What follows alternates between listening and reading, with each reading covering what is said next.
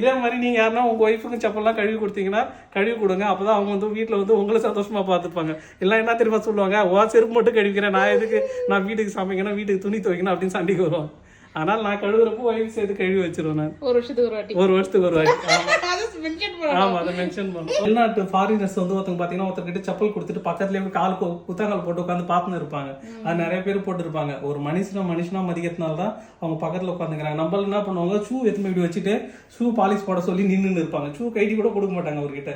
அதே மாதிரி கொடுத்துட்டாங்க உட்கார கூட மாட்டாங்க, இடையே போய் நின்று இருப்பாங்க நிறைய பேர். எதுக்குன்னா நம்மளுடைய செப்பல் எடுத்துமே நம்ம ஒருத்தங்கிட்ட கொடுத்து அவங்க தைக்கிறதுக்கே நம்ம வந்து இதுவா நினைக்கிறேன். நம்ம ஒய்ஃபோட செப்பல நாமளே கழுவுறது ஒரு தப்பும் கிடையாது. ஓகேங்களா? ஆமா, ஏன்னா யாரோ வந்து நம்ம ஒய்ஃப் செப்பல கழுவுறதோ தொடங்கிறதுக்கு தான் நாம கழுவி தொடச்சு வைக்கலாமே, அது ஒன்றும் தப்பு இல்லை. ஆமா, உண்மையதான் சொல்றேன். ஓகேவா? அதாவது எதுக்கு சொல்றேன்னா, இந்த நேரத்துல இந்த செப்பல் தச்சு நிறைய பேர் வந்து, அதாவது ஆபிரகாம் இருக்காருல்ல, அவரோட அப்பாவே செப்பல் தைக்கிறவங்க தான். ஆனா அவர் வந்து நாட்டோட அதிபரா இருந்தாரு. என்ன வேலை செய்யறன்றது தப்பு கிடையாது. செப்பல் தச்சு நிறைய பேர் அவங்க குடும்பத்தை காப்பாற்றுவாங்க, குடும்பத்தை படிக்க வைப்பாங்க.